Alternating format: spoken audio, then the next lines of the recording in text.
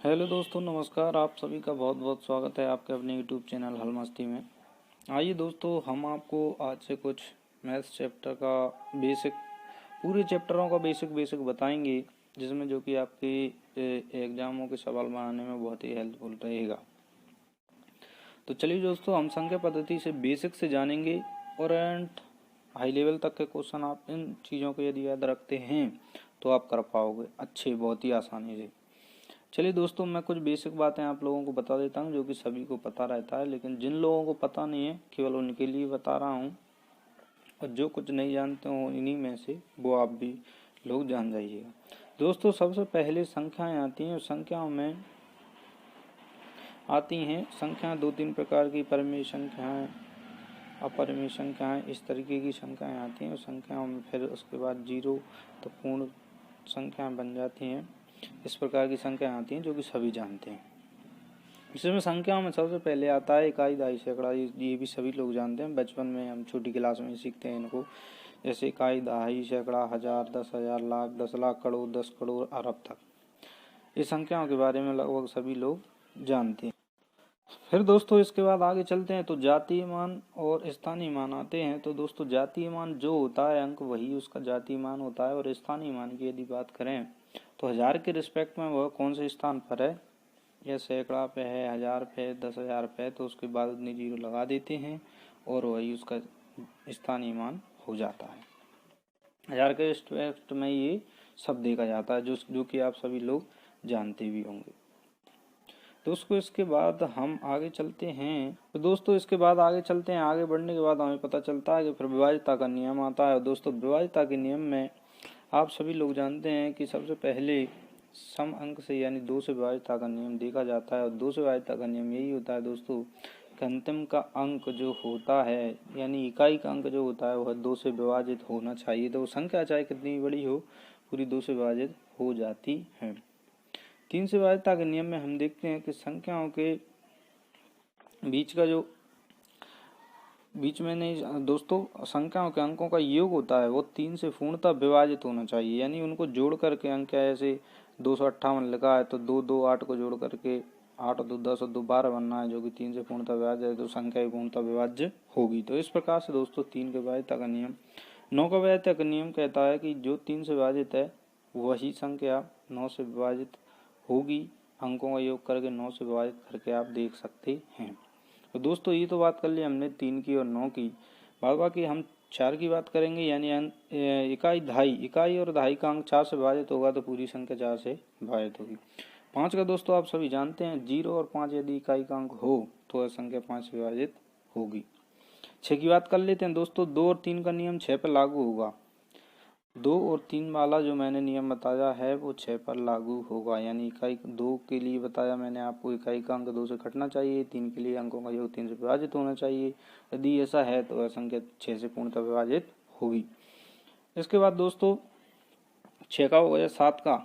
7 के विभाज्यता का नियम ये होता है, 7 वाला नियम ये कहता है दोस्तों कि कोई भी संख्या दी है उसका इकाई का अंक हटा के शेष जो संख्या बचेगी, तो इकाई अंक का पहले दोगुना करो, शेष बची हुई संख्या में से घटा दो, और यदि वो 7 से डिविजिबल है तो वह संख्या 7 से डिविजिबल होगी। एक बार फिर से सुन लीजिए 7 का नियम। 7 का नियम ये कहता है दोस्तों, बहुत ही टफ सा है, ज़्यादातर लोग अप्लाई नहीं करते हैं, फिर भी जान लीजिए। इकाई के अंक को छोड़कर शेष संख्या बची है, और इकाई का अंक जो छोड़ा उसका दोगुना करो और शेष संख्या में से घटाओ। घटा करके यदि जो संख्या हमें प्राप्त होती है वो यदि 7 से विभाजित है तो हमारी संख्या 7 से विभाजित होगी। तो ये था 7 का नियम। 8 का नियम दोस्तों, 4 का नियम 8 पर लागू होता है। इकाई अंक पहले तो लास्ट में अंतिम 2 अंक 8 से विभाजित होना चाहिए। 3 अंक का भी होता है, यदि 3 अंक 8 से विभाजित हैं तो वह संख्या 8 से विभाजित होगी। नहीं तो 2 का और 4 का नियम आप अप्लाई कीजिए तो वह संख्या 8 से विभाजित होगी। 9 की विभाज्यता का नियम आप सभी जानते हैं। 6 का 3 का नियम लागू है तो 9 से विभाज्यता होगी। 10 का आप सभी जानते हो, 0 और 0, ये 10 के में पूर्णतः 0 है। जब भी 0 लास्ट में होगा तो ही संख्या 10 से विभाजित होगी, अदरवाइज नहीं होगी। 11 का जान लीजिए, 2 अंक 11 से विभाजित होना चाहिए पूरे उसमें 2-2 अंक का पेयर बनाइए और 2-2 अंक सभी उसमें 11 से डिविजिबल हो। इस तरीके से दोस्तों इनकी गुणनखंड होते हैं और सभी का इसी प्रकार से अप्लाई होता जाता है। तो ये तो हमने बात कर ली संख्याओं की, डिवीजन के नियम की। अब बात आती है दोस्तों विभाज्यता का नियम, संख्याओं के भाग में सक्रियता का नियम। तो उसको जान लेते हैं दोस्तों। विभाज्यता का नियम कहता है कि भाजक बराबर भाज्य बराबर होता है दोस्तों, भाजक बराबर नहीं होता। भाजक तो उसमें मल्टीपल होता है किसमें, भागफल में, और उसमें शेषफल ऐड कर देते हैं तो हमें भाज्य प्राप्त हो जाता है, जिससे हम भाग देते हैं। यदि उसे प्राप्त करना है तो भाजक इंटू गुणनफल प्लस शेषफल, तो भाज्य प्राप्त होता है। भाज्य मतलब जिसमें हम भाग दे रहे हैं, भाजक मतलब जो हमें जिससे भाग दिया है, और भागफल यानी जो हमें फल प्राप्त हुआ है। शेषफल यानी जो रिमाइंडर बचा हुआ है उसे हम शेषफल कहते हैं। तो दोस्तों भाज्य बराबर भाजक गुणा भागफल प्लस शेषफल, इसको याद रखिएगा, इम्पोर्टेंट है। इससे कई क्वेश्चन बनते हैं एग्जाम में, और आपसे कभी भाजक पूछ लेगा, कभी भागफल पूछ लेगा, कभी शेषफल पूछ लेगा, कभी भाज्य पूछ लेगा। तो इस तरीके से आप याद रख सकते हैं। इसके बाद दोस्तों संख्या पद्धति में आगे बढ़ते हैं। तो उसमें हमारे कुछ सूत्र आते हैं।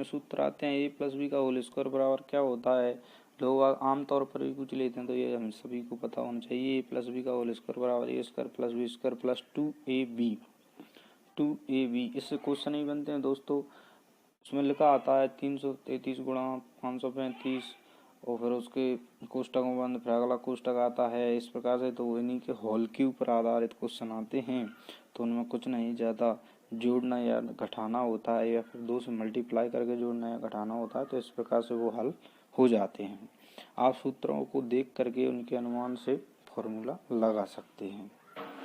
तो चाहो तो दोस्तों सूत्र लिख सकते हैं, हम आपको सभी सूत्र बता रहे हैं।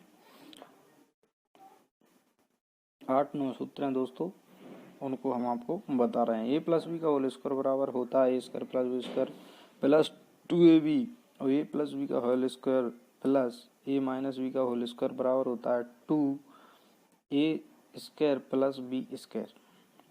अगला है दोस्तों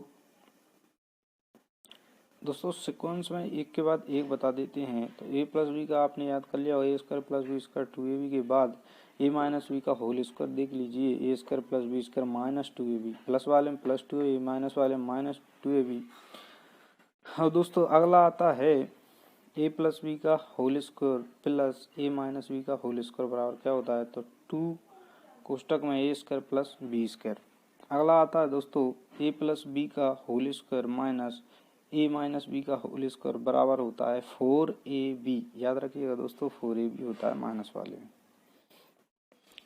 और प्लस वाले में होता है दोस्तों 2a square plus B square. अगला देखिए A square minus B square बराबर होता है ए प्लस बी कोष्टक में ए माइनस बी।